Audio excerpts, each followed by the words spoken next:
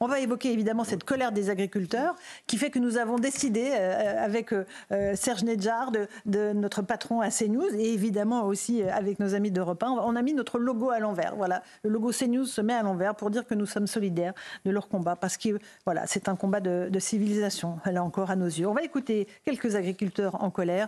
Ils se sont exprimés tout près de l'autoroute A64 où ils font un petit blocus. Nous, ce qu'on veut, des actes rapides, mais des actes. Et qu'ils se mettent vraiment autour de la table pour nous expliquer ce qu'ils veulent faire de l'agriculture française à l'heure actuelle. Qu'est-ce qu'ils veulent faire? Continuer à vendre notre agriculture ou qu'on redevienne un peu souverain en Europe?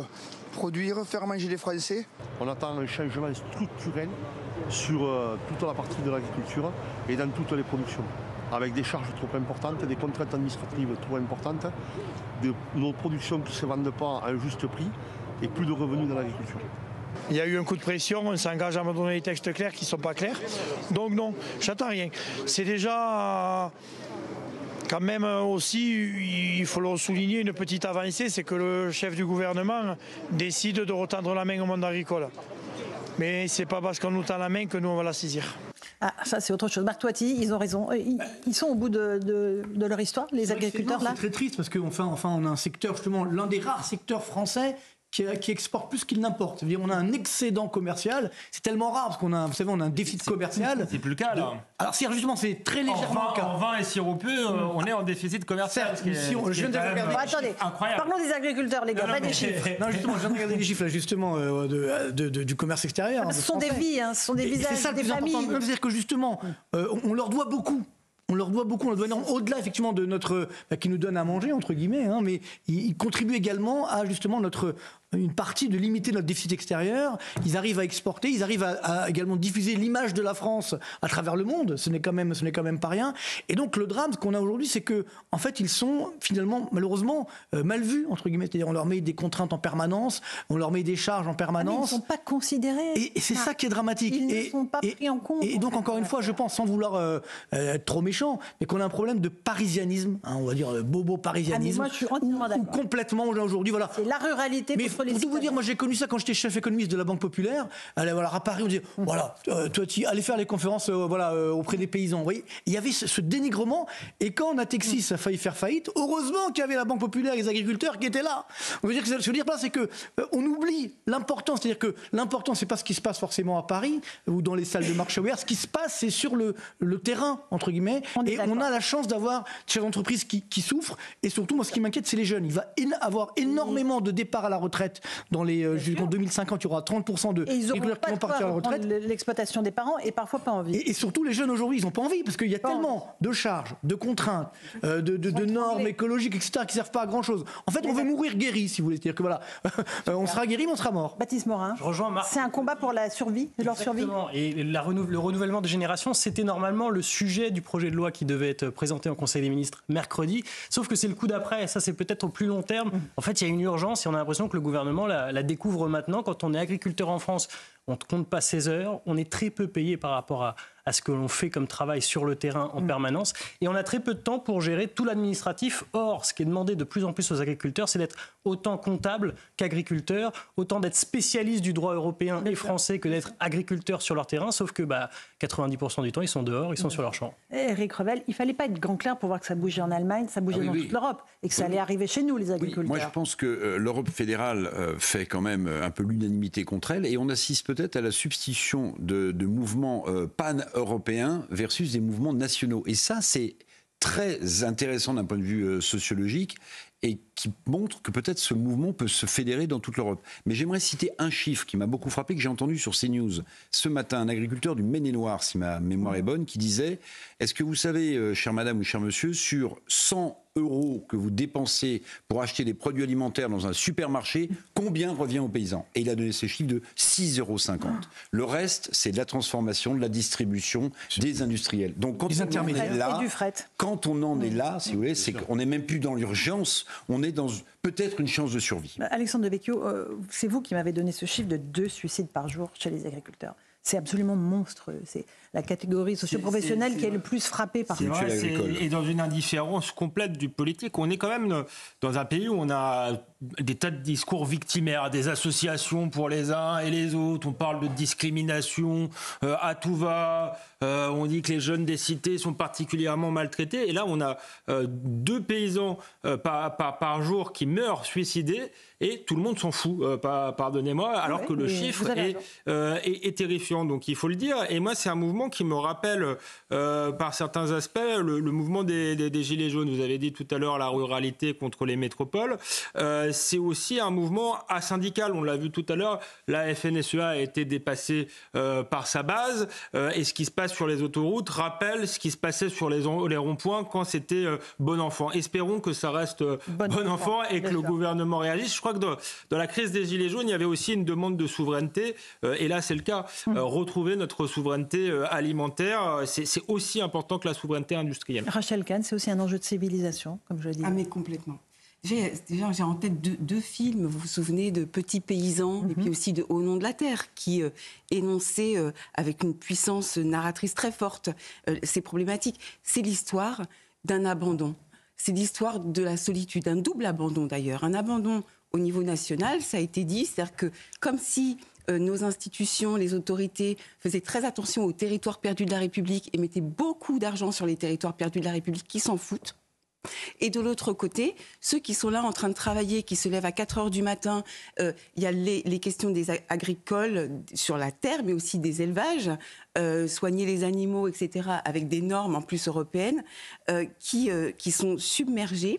Et de l'autre côté, l'Europe avec une interrogation sur la transparence. C'est-à-dire qu'en fait, aujourd'hui, évidemment, il y a la PAC, il y a toutes ces normes, parfois des injonctions complètement contradictoires. Et en Europe, parfois, on a le sentiment que l'argent ne va pas dans la bonne direction. Louis Dragnel, j'ai 2 questions à vous poser. D'abord, on voit que les policiers n'interviennent pas sur ces blocages. Pourquoi ? Parce que la consigne a été donnée par Gérald Darmanin, le ministre de l'Intérieur. Il a dit « on n'envoie pas les CRS sur des gens qui souffrent ». D'accord. Parce qu'il ne veut pas rajouter... mettre de l'huile sur le feu. Je pense qu'il y a plusieurs choses. Effectivement, ils ne veulent pas mettre de l'huile sur le feu et ils ont peur des agriculteurs. Ils ont peur parce qu'ils voient bien que l'opinion publique soutient massivement, très massivement, les agriculteurs, à l'exception peut-être d'une poignée de la sociologie bobo des grandes villes, des gens qui votent écolo dans les grandes villes. Mais globalement, voilà, les agriculteurs sont très soutenus, à la fois pour ce qu'ils font et pour tout ce qui a été dit avant, mais aussi parce que tout le monde est conscient que c'est notre patrimoine. Il y a une dimension charnelle, il y a une dimension même historique, civilisationnelle, un peu irrationnelle que les Français ont avec leurs agriculteurs. Ça, Emmanuel Macron l'a bien compris. Et en plus de ça, on voit bien qu'il y a un mouvement européen. Et Emmanuel Macron fait très attention surtout, veille à ce que la France ne soit pas l'épicentre de la contestation agricole. Ça peut le devenir. La deuxième question que je me posais, c'est est-ce que c'est parce que c'est un électorat qu'on méprise un peu ? Qu'est-ce qu'ils votent, les agriculteurs ? On a eu le temps sociologiquement de voir ce qu'ils votent. Est-ce qu'ils votent Marine Le Pen ou pas ? Alors déjà, oui, ils sont pas nombreux. Ils sont très peu nombreux. C'est intéressant de voir la population, c'est 496 000 personnes. Moins de 500 000 personnes qui sont agriculteurs. C'est très peu, c'est très faible. Oui. Et ça va peut-être vous surprendre parce qu'en fait, ce sont globalement des gens qui travaillent, qui croient ce qu'on leur dit, qui croient la parole donnée, qui sont pas du tout. J'ai jamais dit qu'ils étaient idiots pour autant.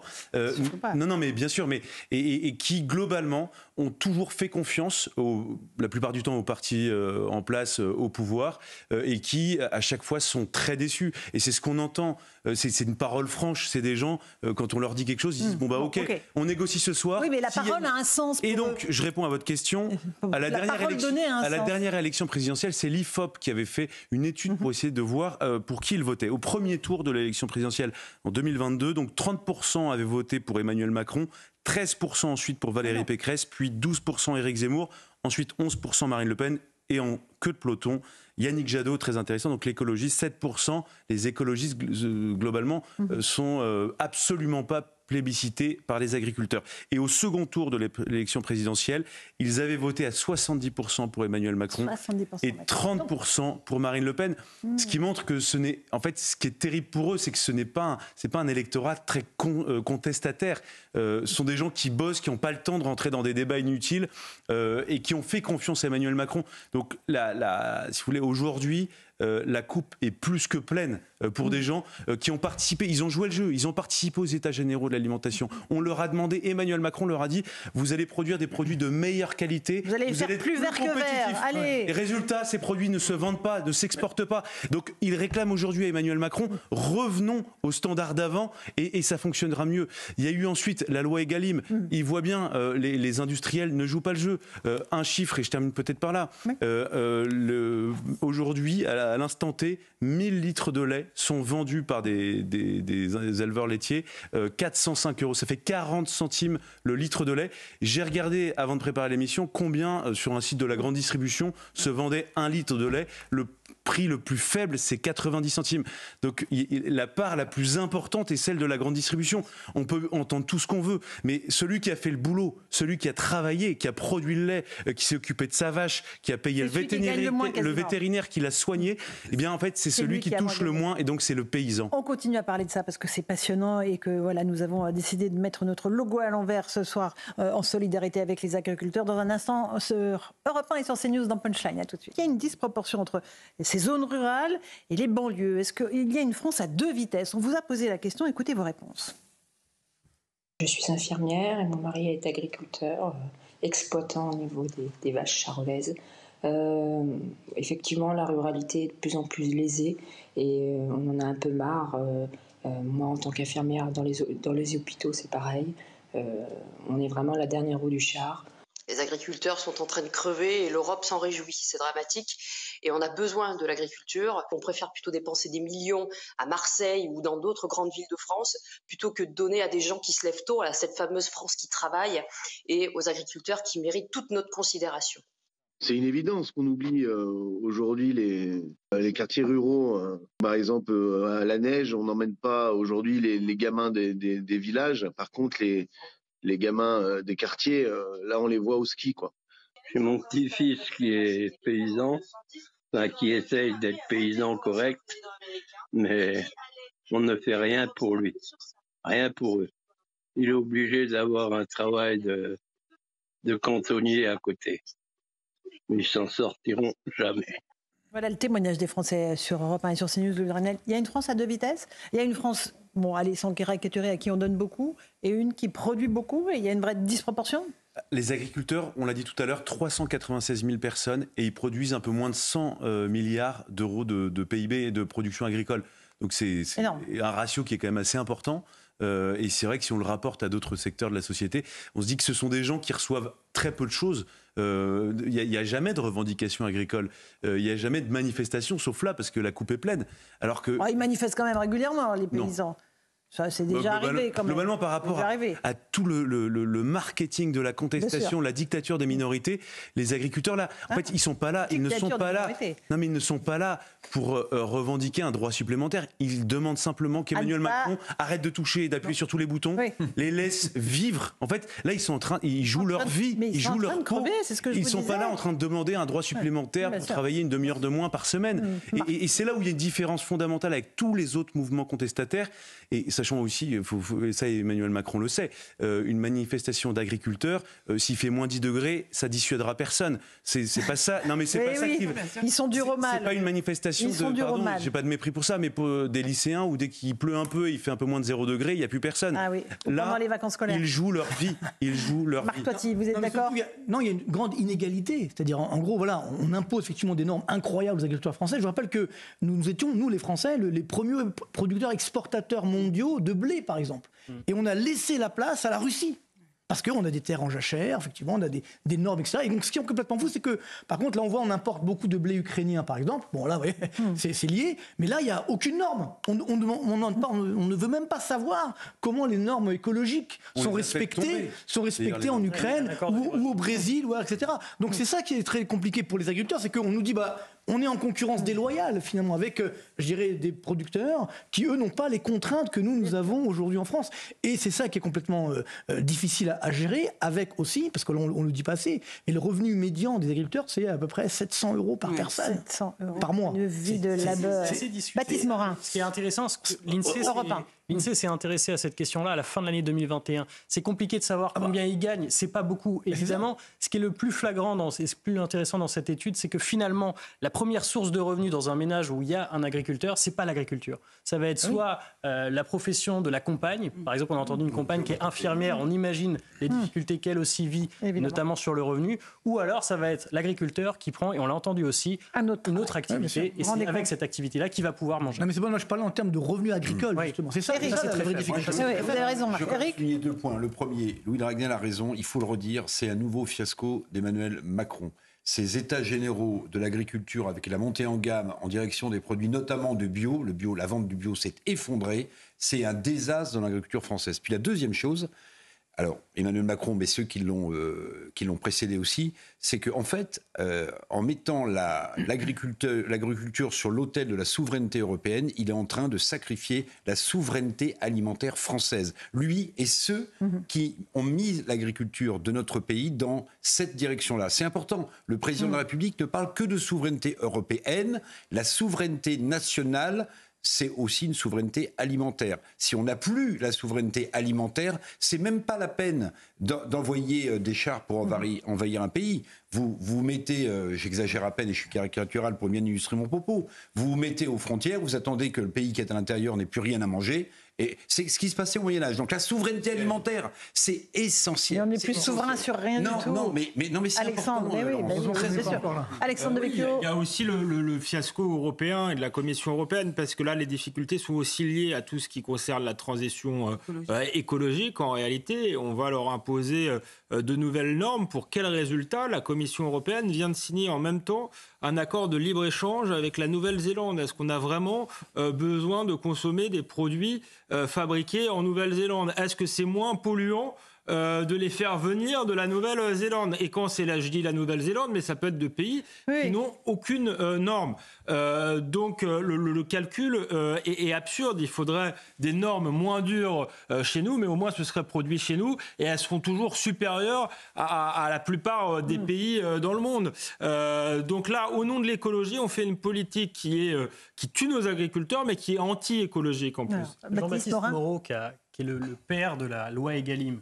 C'est un agriculteur, député de la Creuse un temps, macroniste, très proche du président. Il racontait sur Europe 1, entre 13h et 14h aujourd'hui, qu'il reconnaissait lui-même dans sa loi, il a mis un article pour dire il faut que quand on importe une matière agricole, elle respecte les mêmes normes que celles que l'on a en France. Sauf qu'il dit il faut des contrôles derrière. Il faut aller au Brésil pour contrôler ce qu'on importe du Brésil. Il faut aller en Nouvelle-Zélande pour contrôler. C'est vrai, on importe de la viande, on va manger de la viande néo-zélandaise et on ne permet pas aux éleveurs français d'en fabriquer suffisamment. On marche sur la tête, c'est pour ça que notre logo est à l'envers ce soir.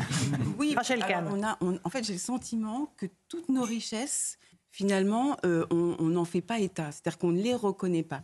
On a quand même un climat, même si je sais, dans le Sud, il y a eu des difficultés et de plus en plus, mais on a quand même un sol avec un climat qui nous permet d'avoir énormément de choses. Donc, c'est-à-dire comment cette richesse de la terre, finalement, n'est pas reconnue. Et je pense aussi aux Antilles, à la Guyane, aux DOM et aux TOM, qui produisent aussi et qui sont en concurrence totalement déloyale avec, justement, le Brésil, etc.